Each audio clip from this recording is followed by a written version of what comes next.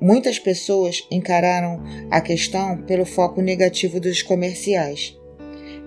Pessoalmente, achei que eram manipuladores em excesso, mas é difícil argumentar com seu nível de sucesso baseado no fato de que as pessoas fazem mais para evitar a dor do que para alcançar o prazer.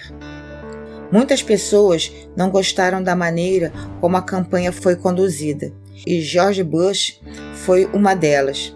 Mas era difícil argumentar com a realidade de que a dor era um motivador dos mais poderosos para mudar o comportamento das pessoas. Como diz Ayers, os anúncios negativos atingem o alvo mais depressa. As pessoas tendem a prestar mais atenção a esse tipo de propaganda. Podem ou não diminuir a velocidade para contemplar uma linda cena pastoral à beira da estrada, mas todos olham para um acidente de automóvel. Não há como questionar a eficiência da estratégia de Ayers. Bush obteve uma maioria de votos populares e derrotou Dukakis numa das vitórias mais estrondosas na história do colégio eleitoral. A força que molda a opinião mundial e os hábitos de compra do consumidor é também a mesma força que molda todas as nossas ações. Cabe a cada um de nós assumir o controle dessa força e decidir ações de uma forma consciente, porque se não dirigirmos nossos pensamentos, cairemos sob a influência daqueles que nos condicionariam para nos comportarmos como desejam. Às vezes, essas ações são o que optaríamos de qualquer maneira, outras não. Os publicitários sabem como mudar aquilo a que vinculamos dor e prazer pela mudança das sensações que associamos a seus produtos. Se queremos assumir o controle de nossa vida, devemos aprender a fazer propaganda em nossa mente. E podemos fazer isso num instante. Como? Basta vincular a dor aos comportamentos que queremos suspender, em tamanho nível de intensidade emocional que nem mesmo vamos considerar esses comportamentos. Não há coisas que você jamais faria? Pense nas sensações que vinculam a essas coisas. Se vincular esses mesmos sentimentos e sensações aos comportamentos que deseja evitar, também nunca mais tornará a assumi-los. Portanto, basta vincular o prazer ao novo comportamento que você deseja. Por meio da repetição e intensidade emocional, você pode condicionar esses comportamentos em seu íntimo até que se tornem automáticos. Assim, qual é o primeiro passo para criar sua mudança? O primeiro passo é simplesmente ficar consciente do poder que a dor e o prazer exercem sobre cada decisão e, portanto, sobre cada ação que tomamos. A arte de se tornar consciente é compreender que esses vínculos entre ideias, palavras, imagens, sons e sensações de dor e prazer ocorrem de uma forma constante.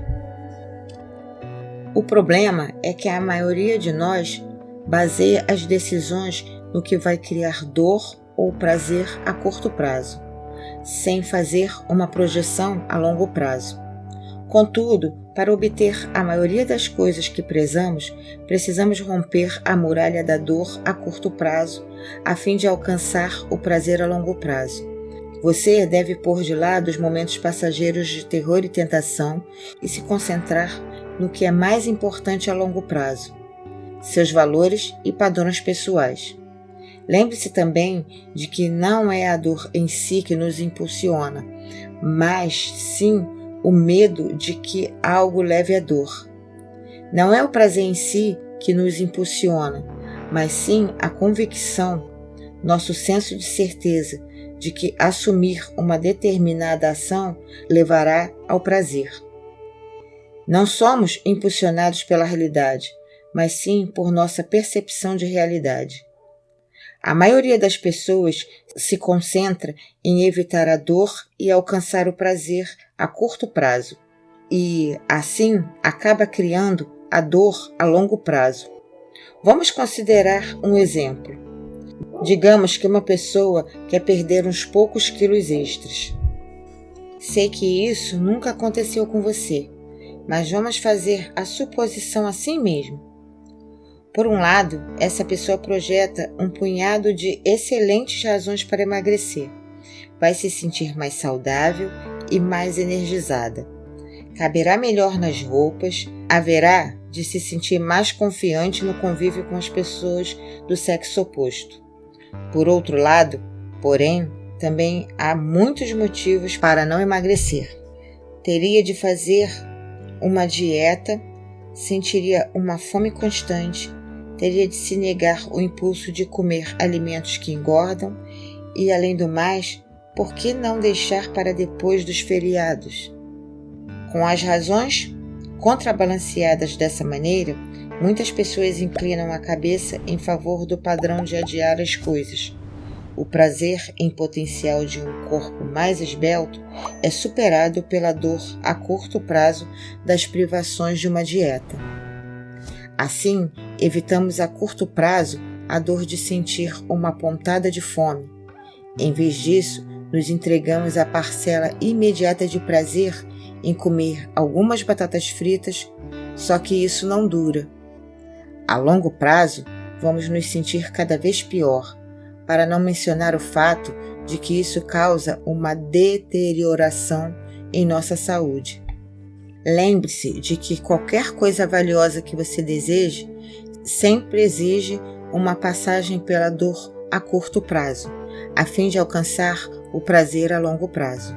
Se você quer ter um corpo sensacional, precisa esculpi-lo, o que exige passar pela dor a curto prazo.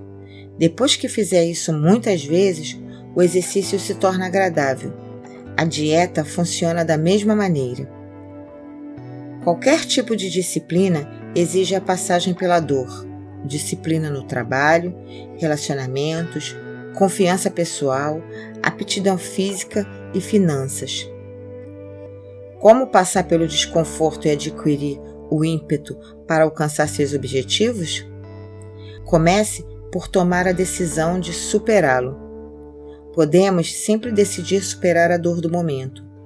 E melhor ainda, acompanhar com um condicionamento pessoal, o que analisaremos em detalhes no capítulo 6. Um importante exemplo de como esse foco a curto prazo pode acarretar a todos nós uma queda, como no Niágara, é a atual crise no sistema de poupança e empréstimo dos Estados Unidos. Provavelmente, o maior erro financeiro isolado já cometido na história de seu governo. As estimativas indicam que podia custar aos contribuintes mais de 500 bilhões de dólares, mas a maioria dos americanos não tem ideia de sua causa. Esse problema, quase com toda certeza, será uma fonte de dor, pelo menos, provavelmente com algumas gerações.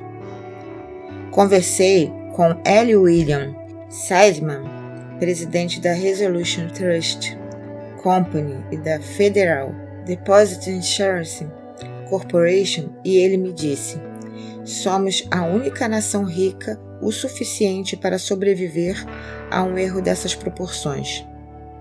O que criou essa confusão financeira? É um exemplo clássico de tentar eliminar a dor pela solução de um problema, ao mesmo tempo em que se alimenta a causa. Tudo começou com os desafios que as empresas de poupança e empréstimo enfrentaram ao final dos anos de 1970 e início dos 1980. As instituições bancárias e de poupança e empréstimo desenvolveram-se basicamente no mercado de empresas e pessoa física. Para ter lucro, um banco precisa fazer empréstimos, e esses empréstimos devem render juros mais altos do que são pagos aos depositantes. Nos primeiros estágios do problema, os bancos enfrentaram dificuldades em várias frentes. Primeiro, sofreram um grande impacto quando as corporações entraram no que fora antes um domínio exclusivo dos bancos: os empréstimos. As grandes empresas descobriram que, emprestando umas às outras, poupavam de forma significativa nos juros, devolvendo o que agora é conhecido como mercado comercial de papel. Esse sistema teve tanto êxito que virtualmente destruiu as fontes de lucros de muitos bancos. Ao mesmo tempo, surgiram também novos desenvolvimentos na frente dos consumidores americanos.